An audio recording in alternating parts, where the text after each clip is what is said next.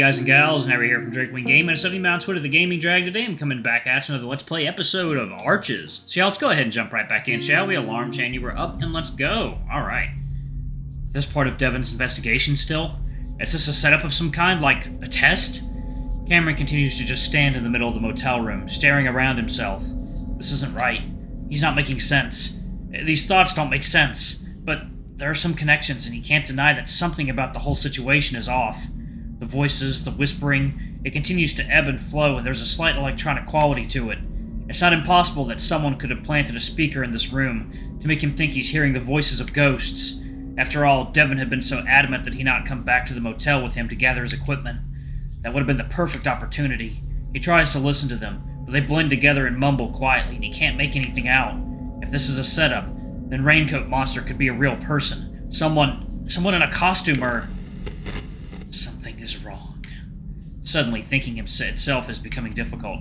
He's still high, after all, but at the same time, things are suddenly making at least some sort of sense. If this is some kind of sick joke, that could explain a lot. A distant chuckle breaks through the hushed whispers. It sounds kind of like Devon. Devon?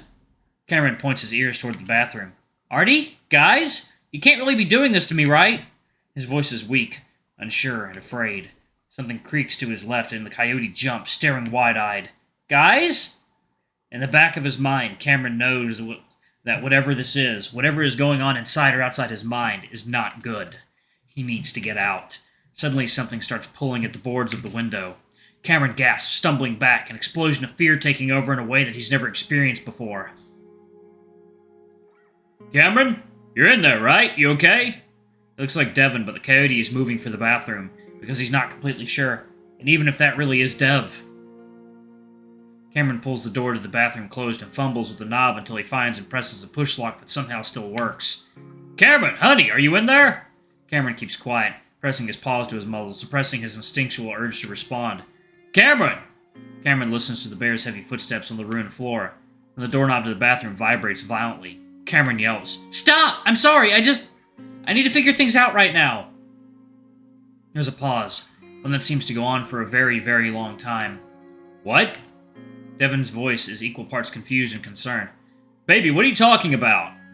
What are you talking about? What happened? I don't know. Why did you guys leave me? Leave you? I'm right here. I looked up the road and you were just gone. Oh, Cameron, something happened. It was a little complicated, but I can tell you about it on the way out. I'm sorry I left when I said I'd watch you, but we need to go right now. Something happened. It's a little complicated. Cameron, please open the door. Devon lets out a nervous laugh. You're freaking me the fuck out right now, honey. That only puts Cameron more on edge, that Devon thinks he's the one that's acting strange. You're freaking me the fuck out! Why did you even bring me here? Is Artie there too?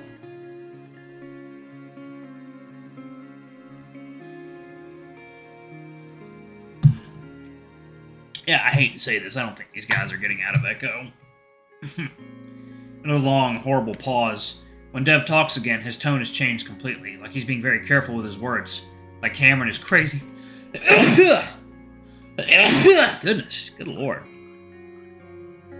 Honey, can you tell me what's wrong? Did something happen? You tell me, Devon. You're really starting to worry me, baby. Devon's voice cracks. Cameron doesn't know what to say. He doesn't have to think of what to say, because at that point something rakes painfully down his back. Like a giant set of claws, and Cameron gasps, and screams as another set of claws grip over the top of his head. He'd completely forgotten about Raincoat Monster, but even if he remembered, he never thought it could touch him. Cameron, open the door! Open! God damn it, stand back, Cam! The air seems to explode as the flimsy motel bathroom door splinters with ease, Dev having kicked it in. With some light filling the bathroom now, Cameron sees that he's fighting with nothing. He thought it had to be Artie. Suddenly the bear's grabbing him, trying to hold him or pin him, and Cameron just struggles, trying to pull away. Cameron, what happened? Please, calm down. Just let me go. Cameron is crying now, and it's making him gasp for air. Let's breathe, Cam. No, stop doing this to me. Just let me go. Doing what to you? What happened? I don't know. I don't fucking know. Cameron's struggles become more wild, kicking out and fighting with Dev's much stronger grip. What the fuck? Dev seems to say to himself, almost in a whisper, as if unable to believe what is happening. Cameron isn't able to either. None of this is real, is it? Huh? Did you set this up to make me believe or something? What? How would I do that? Speakers or costumes, I don't know. Ow, you're hurting me! Devon lets Cameron go finally, though he tries to hold on to him to make him look at the bear. But Cameron takes the opportunity to escape, running right for the window. Much easier to get through after Dev's entry. Cameron! I'm sorry, I just need to think! Cameron can hear Devon crying now, but he can't stop. He needs to get out. He needs to get away. He falls clumsily through the window, and as he stands up, he gasps as he comes face to face with Artie. Suddenly he notices how similar the color of his fur is to the raincoat monster. Whoa, dude, you okay? What's going on? I can hear you guys yelling all the way. Artie trails off as Cameron backs away from the cat, keeping him in view until he can run away up the road to somewhere that's not here. Dev sobs as he fumbles to get out the window, wondering if he's dreaming. This can't be happening. He looks around the parking lot, but all he sees is Artie. Where did he go? Artie points wordlessly, and then Devon jogs up the length of the parking lot to look around the motel. Cameron is nowhere in sight. Devon stares for a while, hoping to see Cameron pop out from behind one of the dilapidated structures, but he doesn't.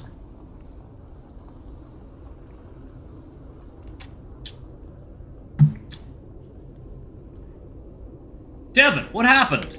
Something's wrong with Cameron. I know, he looked totally freaked out. Did that meth head get to him too or something? No, I don't know. He's not making sense. He's not thinking right. What do you mean? Devon takes a step, takes a deep, shuddering breath, still staring, realizing Cam might have already made it to the dirt road off Main Street. Devon rubs his face vigorously with both paws. He said something about us setting him up. Setting him up? For what? I don't know. It's like he's not right, he's not in his right state of mind or something. Devon stops himself from saying completely lost it, because that just sounds wrong. Seeing no sign of Cameron, Devon suddenly feels panic bloom in his chest. What if Cameron is so far gone that he's gone off running into the desert? He would die. Shit, are you sure he ran this way? Dev starts walking up the road, looking at each abandoned structure, scanning the desert landscape all the while. His panic has settled into a dull, persistent feeling of dread, and his crying is mostly under control, just sniffling every now and then. Artie follows behind him. Yep, positive, man. He was running, though. Shit. Hey, he just looked really emotional. Doesn't he have panic attacks? Yeah, but that wasn't just a panic attack. Something else is going on. Has he done this before? No. Isn't he on medication? No, man, he's not on medication. But wasn't he? Dude, this isn't helping anything right now. Sorry, it's just that I remember him telling me he was on an antipsychotic back in college. Devon's blood runs cold. I think it was just like antidepressants or something. Why would he even tell you? Cameron! Dev's voice echoes hollowly up the street, unanswered. He was on both, I'm pretty sure. And he was I need to settle on a voice for Arturo. And he was talking to Maria about it since she's been on a bunch of them for bipolar disorder. I think he was just looking for advice on how to deal with the side effects. And I was a psych major, so there's that. Were you? Cameron! I was a failed STEM major. Behavioral sciences are the next step. Despite that being something Artie might normally say, it sounds forced, like he's trying to keep the mood light. All Devon can think about right now is he couldn't have even bothered to know what medications his boyfriend was taking and why. He just knew they made him feel like shit. So when Cameron said he just wanted to stop whatever it was he was taking, Devon encouraged him, and Cameron seemed happier after that. Anyway, it's not like I'm not saying he's like schizophrenic. Antipsychotics can be combined with antidepressants for just plain old depression sometimes. I think he's just panicking a little. I probably would if I went into that motel alone. No. Cameron was panicking, sure, but he was accusing Devon of setting him up, of tricking him. Cameron didn't trust him, and that's something Devon has never seen before. And remember, with his tolerance, he's probably still pretty high. It could just be paranoid. Devon gasps and Arturo stares at him, frozen. Then rage and horror explodes in Devon's chest.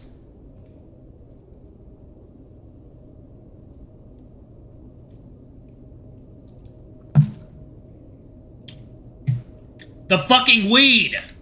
Whoa, what happened? You fucking know he has problems, was on medication in college, and you just let him get stoned? Artie stares. Well, I didn't remember until just now, and besides, if that's what making him freak out, it's gonna wear off. No! He said I was tricking him! He didn't trust me, Artie. He said I was planting fucking speakers so he'd hear voices! Artie continues to stare, but he doesn't say anything this time. Devon does his best to avoid saying what he thinks is happening. It's not just panic, that's more than just that. Fuck, man, his mom died because of this shit. What if he's wandering off in the middle of the desert right now and... When he had researched psychosis, he came across plenty of stories just like this. The way so many of them ended. Devon feels like he's about to throw up. After a few seconds of silence, Artie clears his throat. Listen, we don't know anything yet, but if I cause this to happen, I'm sorry. Either way, I'm gonna help you find your man, okay? It's only been 5 minutes. Devon starts to calm down a bit, breathing more evenly. Like I said, my girlfriend is bipolar, and even though I know it's not exactly the same, she had moments like this too, and we always come out alright. So how about we go look for 20, maybe 30 minutes? I'm sure we'll find him.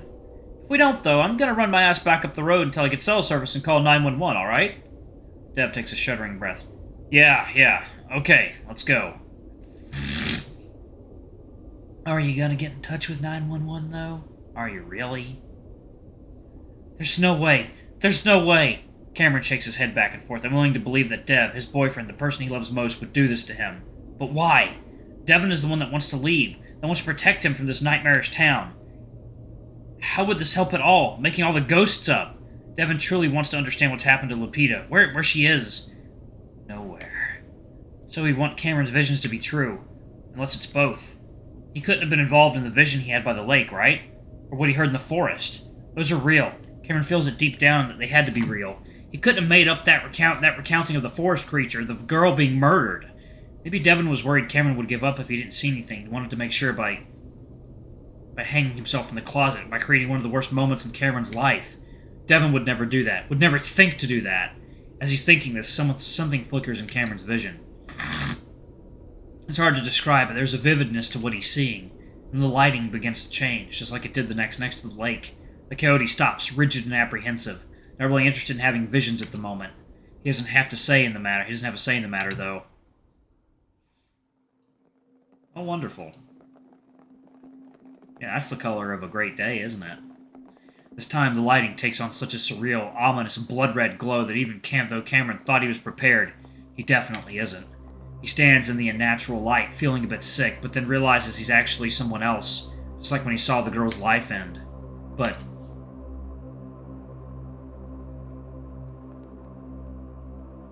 he seems to snap into his host and looks down at the body of a creature he can't quite make out. This person he's become breathes heavily, doubled over, his giant paws on his knees, feeling sick. He never killed someone before. This little fag deserved it, at least. He spits on the body, then suddenly realizes he needs to get rid of it. As far as he knows, no one knows that he's here, all the way from Peyton, and if he can get rid of the body, no one will ever know he did it. He prepares himself, finding it easier and easier to come to terms with the murder. The thrill he got from it, the swooping feeling in his chest that immediately made his dick get hard. It's a bit worrying even to him. With a deep breath, he leans down, and suddenly feels like he's being watched. Slowly, he looks up. Yo, what the fuck? It hovers over the road, watching. Wait, the fuck? Wait, what? What? There's aliens too? He's seen a handful of UFOs, all of them while he was in Echo. He'd come to realize that it wasn't aliens or whatever the fuck people believed in. It was supernatural or something. Like a ghost. He suddenly thinks back last week and he saw that space shuttle blew up while his class watched it on TV. He'd been the only one to laugh when it happened. Not only because it was funny, because it was so unexpected, so boring up until that point. To him, that's the only way space could be haunted with ghosts. For some reason, he doesn't think anything living, or at least anything that was living, is involved in this. Hold on, I'm going to pause it right there, y'all. Thank y'all so much for watching. Don't forget to like, comment, subscribe, ring that notification bell, and check out our Patreon if you can. It always helps. Before I go, I'm going to have a quick shout out to our lovely bronze tier patrons. Thank you all for all I do for the channel. We greatly appreciate your support. Thank you to our silver tier patron, Cade Silverman. Thank you going a bit above and beyond. It's greatly appreciated. Thanks to our 3 gold tier patrons, Zeke, Toby, and Blue Wolf Alpha. Y'all are awesome. We love you. Thank you for subbing to Ultimate Tier. Anyway, if you want to get your names in the credits, get access to all of our not safe for work contents as little as $5. If y'all don't want to donate to Patreon, you can also donate using Super Thanks on YouTube. Anyway, I love you all, and I shall see y'all in the next video. Bye-bye!